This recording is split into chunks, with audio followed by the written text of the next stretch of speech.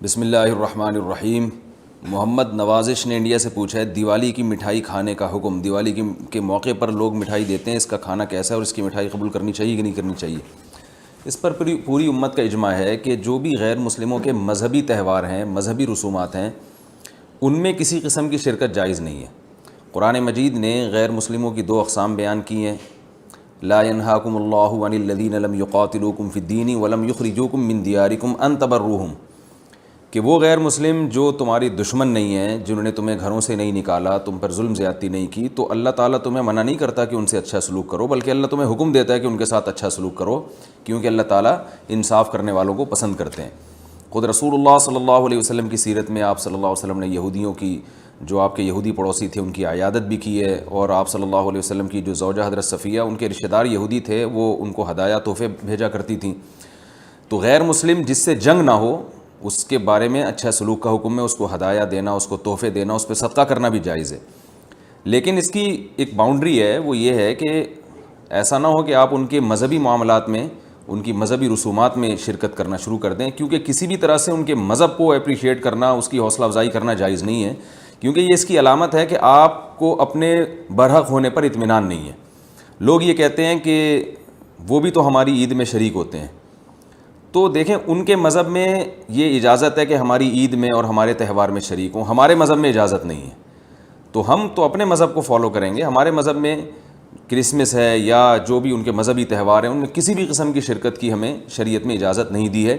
ہاں، قرآن میں اللہ نے دوسرے مقام پہ فرمایا کہ اس کی گنجائش دی ہے کہ الا ان تتقوا منہم تقاہ، کوئی خطرہ ہو، اندیشہ ہو، آپ ایسی جگہ پہ رہتے ہیں جہاں غیر مسلموں کا غلبہ ہے، اور اگر آپ نے بالکل ہی بائیکاٹ کر کے رکھا تو آپ کو خطرہ ہے کہ وہ یعنی آپ پہ ظلم زیادتی کریں گے، تو ظلم سے بچنے کے لیے یا زیادتی سے بچنے کے لیے جس حد تک یعنی آپ ان کے ساتھ رہ سکتے ہیں یا گنجائش ہے اس میں، جس حد تک آپ ان کے ساتھ جو ہے وہ جوڑ پیدا کر سکتے ہیں تو کریں، لیکن بلا وجہ بڑھ چڑھ کے ان رسومات میں حصہ لینے کی شریعت میں بالکل اجازت نہیں ہے۔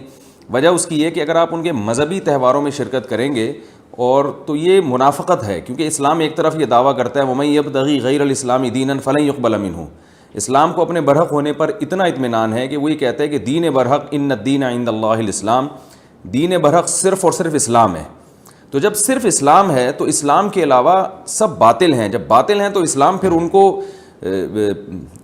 کو اپریشیٹ کرنے کی کسی صورت میں اجازت نہیں دے سکتا۔ یہ ایسا ہی ہے جیسے آپ کہیں کہ فلاں آدمی چور ہے اور میں اس کی چوری کو غلط بھی سمجھتا ہوں، ٹھیک ہے، آپ اس کے ساتھ احسان کریں گے، اس کے ساتھ اس نے سلوک کریں گے، لیکن چوری کے معاملے میں آپ اس کی رہنمائی کرنا شروع کر دیں یا اپریشیٹ کرنا شروع کر دیں، یا وہ چوری کر کے لایا اور آپ اس کا مال کھانا شروع کر دیں، تو یہ پھر منافقت کہلائے گی۔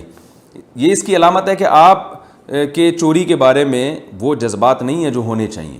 تو اسلام نے غیر مسلم کے ساتھ حسن سلوک کا حکم دیا، مگر اس کے مذہب کے معاملے میں دو ٹوک بتا دیا ہے کہ کسی قسم کی مذہبی رسوم میں ہم ان کے ساتھ شریک نہیں ہوں گے، بائیکاٹ کریں گے، اور ہم یہ کہیں گے کہ لکم دینکم ولی دین، آپ کے لیے آپ کا دین ہے، ہمارے لیے ہمارا دین ہے۔ اور اس بارے میں صحیح حدیث بھی ملتی ہیں۔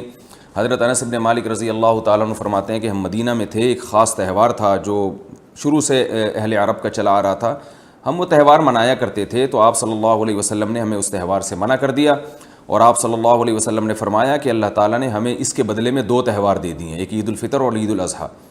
تو آپ نے یہ نہیں کہا کہ مسلمانوں کا تہوار عید الفطر اور عید الاضحیٰ ہے تو یہ بھی مناؤ، اور وہ پرانا جو آ رہا ہے چلو وہ بھی مناتے رہو، اس کو منع کر دیا، اور فرمایا کہ جب اللہ نے ہمیں بدلے میں اس سے اچھے تہوار دے دیے ہیں تو اب ہم ان تہواروں کو نہیں منائیں گے۔ تو تہوار کو منانا یہی ہوتا ہے کہ آپ ان کے ساتھ مٹھائی میں شریک ہو جائیں یا ان کے ساتھ رنگ رلیوں میں شریک ہو جائیں، کسی بھی طرح سے شرکت ہوگی تو وہ منانا ہی کہلائے گی، لہذا اس کی اجازت نہیں ہے۔ محمد معین کویت سے پوچھتے ہیں اسلام کے بنیادی عقائد کون کون سے ہیں؟ اسلام کے کتنے عقائد ہیں جن میں اختلاف کی گنجائش نہیں؟ کیونکہ ہر مسلک والے اپنی عقائد کی دعوت دیتے ہیں۔ اسلام کے جو بیسک عقائد ہیں نا، جو قرآن اور سنت میں ہیں، ان کو علماء نے ایمان مفصل اور ایمان مجمل میں ذکر کر دیا ہے۔ بعض لوگ یہ کہتے ہیں کہ یہ ایمان مفصل ایمان مجمل کسی حدیث سے دکھاؤ، تو یہ بھی ایک جہالت والا سوال ہے۔ ایمان مفصل اور ایمان مجمل اس ترتیب سے حدیث سے نہ بھی ہو، لیکن جو ایمان مفصل اور ایمان مجمل میں ہم جن چیزوں کا اقرار کرتے ہیں وہ سارے قرآن و سنت سے ثابت ہیں۔ تو آمنت باللہ و ملائکتہ و کتبہ و رسلہ والیوم الآخر والقدر خیرہ و شرہ من اللہ تعالی والبعث بعد الموت، کہ اللہ پر ایمان، کہ اللہ موجود ہے، اس کی توحید پر ایمان، اور اس کے فرشتوں پر ایمان, اس کی تمام کتابیں جو مشہور 4 کتابیں ہیں, تورات, زبور, انجیل, قرآن پاک, اور تقدیر پر ایمان کے جو اچھا برا ہے پہلے سے وہ طے شدہ ہے.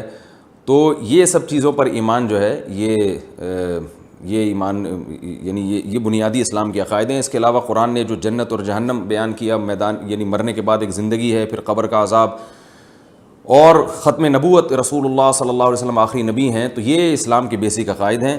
اور پھر کچھ چیزیں ایسی جن کا اعمال سے تعلق ہے, جن کو نبی صلی اللہ علیہ وسلم نے حدیث جبریل, جو مشہور حدیث بخاری مسلم کی, اس میں بیان کیا کہ جبریل علیہ السلام رسول اللہ صلی اللہ علیہ وسلم کے پاس آئے. آپ صلی اللہ علیہ وسلم سے پوچھا مل ایمان, ایمان کیا ہے؟ تو آپ نے انہی چیزوں کا نام لیا کہ ان چیزوں پر ایمان لانا. پھر پوچھا اسلام کیا ہے؟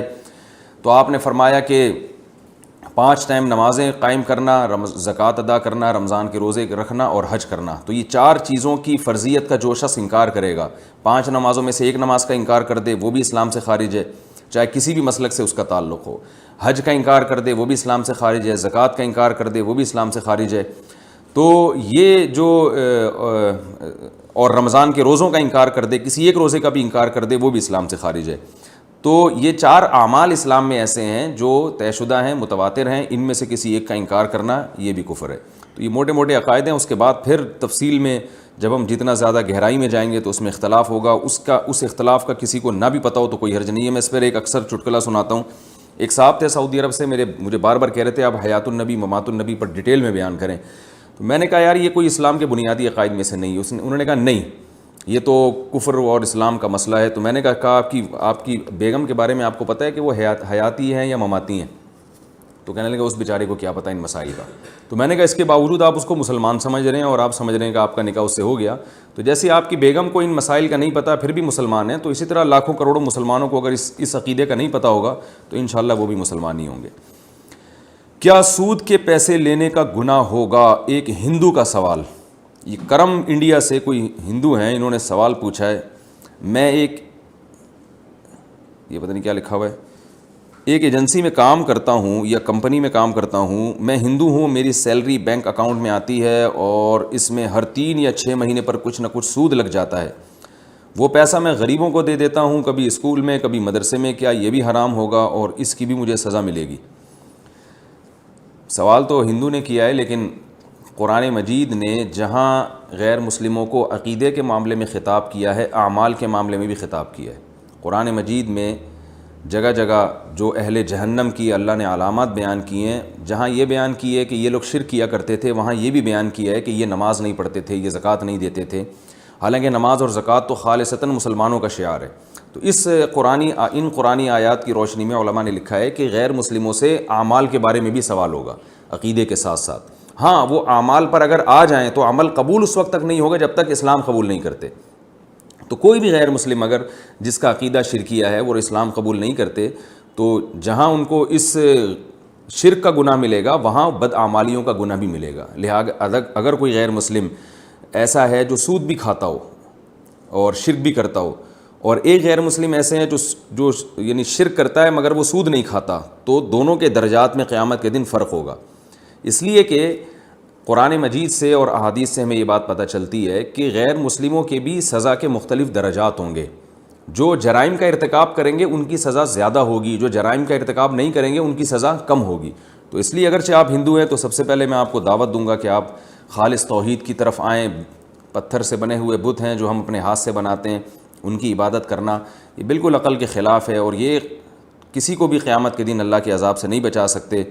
تو آپ پورے اسلام میں داخل ہو جائیں, اور ساتھ ساتھ آپ اگر سود سے بچ رہے ہیں تو یہ بہت اچھی بات ہے.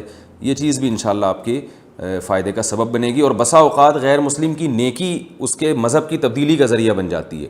حدیث میں آتا ہے کہ ایک صحابی رسول اللہ صلی اللہ علیہ وسلم کے پاس آئے اسلام قبول کرنے. پھر انہوں نے اپنا واقعہ سنایا کہ یا رسول اللہ, میں نے زمانہ جاہلیت میں 100 لڑکیوں کو زندہ دفن ہونے سے بچایا ہے.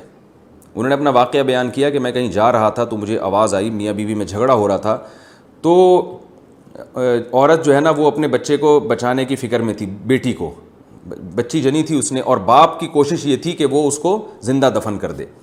تو میں نے جا کے ان سے پوچھا, میں نے کہا تم یہ چاہتے ہو نا کہ یہ بچی تمہاری نظر سے دور ہو جائے؟